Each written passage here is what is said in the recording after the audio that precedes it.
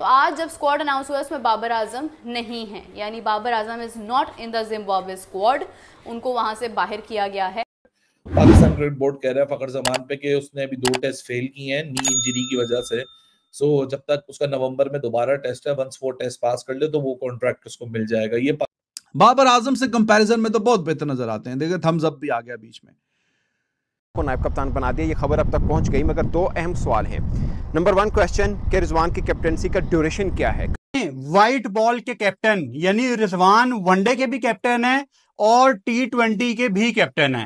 तो अब एक जो मसला है कि बीच में जो जबरदस्ती रिलीजियस टच दे के सिंपैथी लेने वाला, उस पर मैंने कोई 2 महीने पहले एक डिटेल वीडियो बनाया हुआ है। अब मैं उस पर ज्यादा लंबी बात करना नहीं चाहता।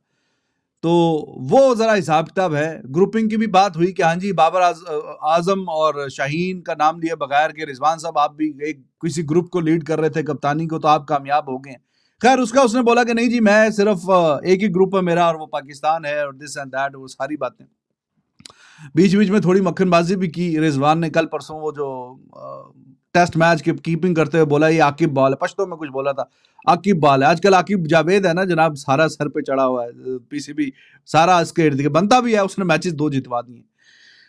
तो मक्खनबाजी भी बीच बीच में थोड़ी सी की है। और करते कराते अगर मेरिट पे देखा जाए तो अगर इन्होंने फखर जमान को नहीं बनाना तो फिर मेरे ख्याल में अब जो नजर आ रहे थे उसमें तो ये बेहतर ही फैसला है। हाँ कुछ लोग बोलते हैं T20 में मुझे रिजवान की जो तरीकाकार है बैटिंग का उस पर मुझे रिजर्वेशंस हैं, लेकिन ओडीआई में चलो ही इज फाइन, ओके सही चल रहा है।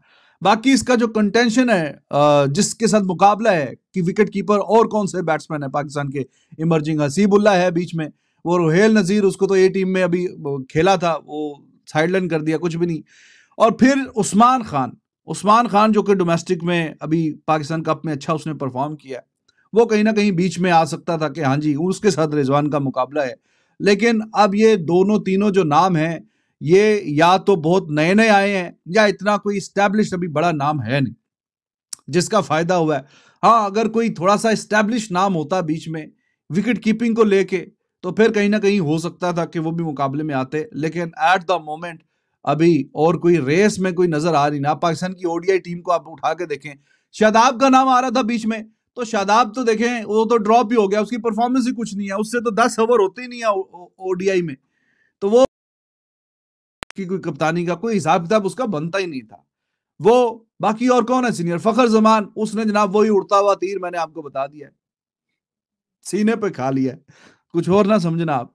उड़ता हुआ तीर जो सीने पे खा लिया उसने वो बाबर के सामने आके, तो वो भी कहानी खत्म हो गई।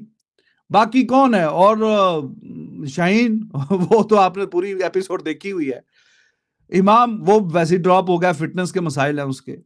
जो पाकिस्तान क्रिकेट बोर्ड की तरफ से एक्सप्लेनेशन की आवाज आ रही है, लेकिन ये जो सेंट्रल कॉन्ट्रैक्ट है, अब पाकिस्तान क्रिकेट बोर्ड की अंदर से जो आवाजें आ रही हैं फखर जमान को लेके कि वो सब्जेक्ट टू फिटनेस है, तो सेंट्रल कॉन्ट्रैक्ट्स जो अनाउंस हुए हैं उसमें भी एक सब्जेक्ट टू फिटनेस एक कॉन्ट्रैक्ट दिया जा चुका ऑलरेडी, और वो भी सब्जेक्ट टू फिटनेस है। तो भाई इस बेचारे को भी दे देते। एक कोई एक तो मैच विनर है पाकिस्तान का। अब बाबर आजम भी इसके लिए ट्वीट नहीं कर रहा। वही मैनेजमेंट कंपनी है यार, कमाल है कसम खुदा की हमारे यहाँ भी। लेकिन सेंटर कॉन्ट्रैक्ट के ऊपर चलते हैं, फिर आगे दूसरे मामला पे चलते हैं। ये मैंने और ये बहुत अच्छी बात है क्योंकि बार बार एक ही चीज़ जो है वो नहीं अच्छा लगता ना, मतलब आप इतनी क्या ज़रूरत है। तो फाइनली ये जिम्बाब्वे वाला टैग या तो बाबर को समझ आ गया और बाबर पीछे हो गए, या फिर आकिब जावेद साहब ने अपनी आकिब बॉल इस्तेमाल करते हुए एक ऐसा गोल मारा है कि उन्होंने बहुत सारी चीज़ों को क्लियर कर दिया है। सो अब बात करते चलें जनाब कैटेगरीज की। हमारे प्लेयर्स इस वक्त आप देख लें कि रिजवान जिनको कैप्टन कहा जा रहा है आने वाले वक्त में ये ओडीआई T20 के, और दूसरी जानिब जो है वो बाबर आजम। सिर्फ ये 2 प्लेयर्स हमारे ए कैटेगरी में हैं, ठीक है, नोइंग द फैक्ट कि ना रिजवान की कोई बहुत ज़्यादा परफॉर्मेंस है ना बाबर की बहुत ज़्यादा परफॉर्मेंस है, but they are in the A category. अब बात करते हैं शाहीन नसीम शाह की। शाहीन नसीम शाह हमारे टॉप क्रिकेटर्स हैं लेकिन वो बी कैटेगरी में है। I don't know why, B category में है वो, ठीक है। अब बात करते चले साजिद नुमान की। साजिद और नुमान जिनकी वजह से हम अभी मैच अपना जीते हैं, हम सीरीज़ जीते हैं, साजिद और नुमान सी कैटेगरी में है। Can you believe that? मतलब आप कभी सोच सकते हैं कि आपके ऐसे खिलाड़ी जिन्होंने आपको सीरीज़ विन की हों उनमें से एक शख्स आपका मैन ऑफ द सीरीज़ हो और आप उसको सी कैटेगरी में कंसिडर कर रहे हैं।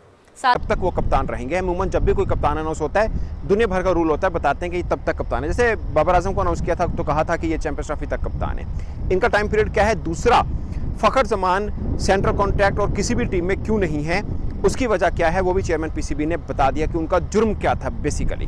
और अभी क्या फ़खर जमान के लिए मुश्किल टल गई है? जो आंसर उन्होंने दिया चेयरमैन पीसीबी ने, उनके मुताबिक तो टली नहीं है। अभी बहुत कुछ फ़खर जमान के साथ और हो सकता है। ये चेयरमैन पीसीबी ने प्रेस कॉन्फ्रेंस में इशारा दे दिया इसके ऊपर। मगर पहले बात करते हैं कप्तानी को लेकर। पाकिस्तान के कप्तान बन गए देर आए दुरुस्त आए, और बहुत से लोग कह रहे थे कि रिजवान को ही वाइट बॉल टीम का कप्तान होना चाहिए। मैं भी ये समझता हूँ कि पाकिस्तान की बेस्ट ऑप्शन है, बेस्ट सिलेक्शन है एज ए कैप्टन। और कितनी उनको अथॉरिटी दी जाती है, कितनी उनको आज़ादी दी जाती है, ये सबसे खास बात है। रिजवान ने पहले बोला कि उन्होंने बोला कि सर्चिंग कमेटी, मेंटोर, हम सब एक पेज के ऊपर हैं, हम ऐसी टीम बनाना चाहते हैं जो अनबीटेबल हो। वो सब कप्तान जो कि एक डिप्लोमेटिकली जो बातें होती हैं वो उन्होंने की हैं। मगर उन्होंने बोला कि मैं लीडर बन के नहीं डील करूँगा, मैं उनका खादिम बन के डील करूँगा।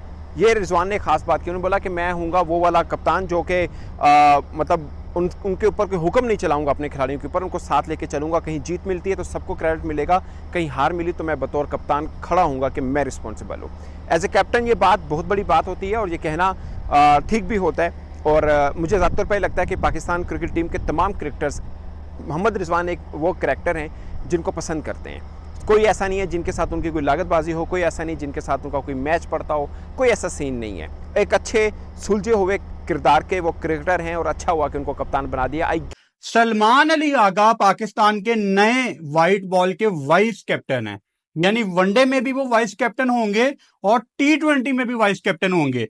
बाबर आजम वापस आ गए हैं पाकिस्तान टीम में। वाइट बॉल सीरीज जो ऑस्ट्रेलिया में होगी, बगैर कुछ किए, बगैर मेहनत किए, बगैर फिटनेस इंप्रूव किए, बाबर आजम को पाकिस्तान वापस ले आए हैं।